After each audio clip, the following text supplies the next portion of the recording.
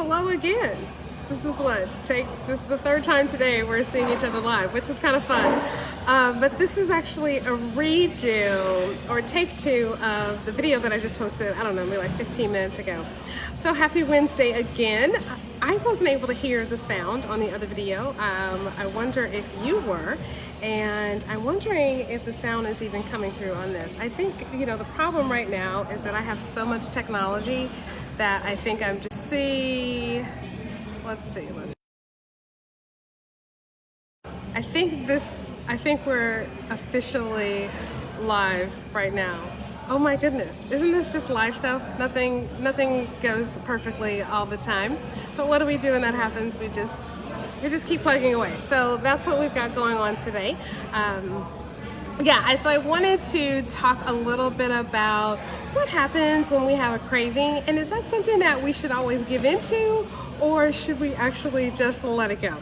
And in a few instances this week, I have had some pretty strong cravings for some things that really are not in support of the health goals that I have. Most importantly, for several days, I really wanted a cake pop. And I managed to resist that, but what was more important is that what I actually learned by that, and whether or not I gave into it or I didn't give into it, why did it keep coming up for me? So certainly I could have chosen to have a cake pop, because why not? They're delicious. But the fact that it was just kind of came out of nowhere, I really needed to ask myself, was I hungry, or was this actually something I was craving for comfort? And in the instance of the cake pop, it turns out that I was actually hungry. What I typically do is eat every 2 to 3 hours, and so if I'm off of that schedule, then my system lets me know. So if I'm just kind of moving and running and gunning, I may miss that. And then when I start craving sugar, then it really is more of an indication that something is actually amiss in my nutrition. So I bring that up to say, for you to kind of ask yourself, do you have some health goals that you're trying to reach? And if so, what do you do when some of these cravings come upon you? Do you give in to them all the time, or are you able to really kind of just say, okay, wait a minute, what's really happening here? And the other craving I had this week that's been pretty strong has been one of a croissant. Why a croissant? Doesn't that sound really yummy? Just a plain croissant, didn't have to be almond, didn't need a croissant sandwich, but just kind of all of that. And what I actually ended up finding out is that I wanted a croissant because it's nice and warm, it's soft, and it's cozy. And so that was more a craving for comfort. And I had a lot of things going on, and I thought, wow, this croissant is going to solve my problems. This is really gonna make me feel much better. I should have this croissant.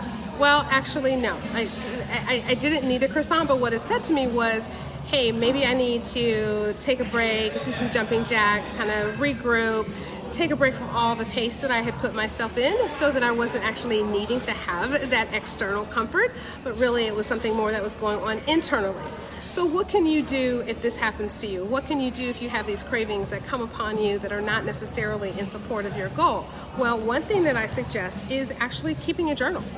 Just keep a diary, just write it down. Just make a note in your phone, make a note in your calendar that says, okay, wait a minute, why do I want that bag of chips, or why do I actually want that particular beverage? If it's a pop, or if it's a soda, maybe it is some alcohol, maybe it's something else that really, again, is just not in support of your health goals. And by, if you do that for a couple, 3 or 4 days, maybe even a week, you will gain a better understanding of what those triggers are for you and what's really going on. And so you can ask yourself, hey, listen, again, is this something that I'm craving for comfort, or is this something that I'm craving because I'm hungry? And then once you get more in tune with your body and why certain things come up for you, then you can start making some changes in terms of not having those things, dealing with whatever that emotion is. So a lot of people are like, yeah, I'm an emotional eater. And we all are. But how do we deal with those emotions when we're not using food for them? And so this is one of the things that I suggest in order to do that. So that is your tip for the day, to make a journal of these cravings. Ask yourself when things come up, hey, is this a craving for hunger? Is this a craving for comfort? If it's a craving for hunger, then what are you providing for your body that's nutritious?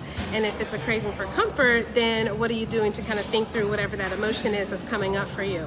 A great idea is to just jot it down in your phone, jot it down either on the calendar or a notepad or wherever you have it, so that you're able to keep track of that and get better, so you can teach yourself how to not be an emotional eater.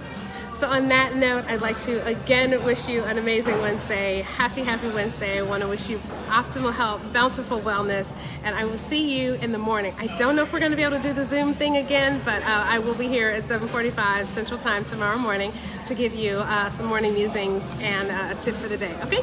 Thanks so much for watching. Have an amazing day. Bye.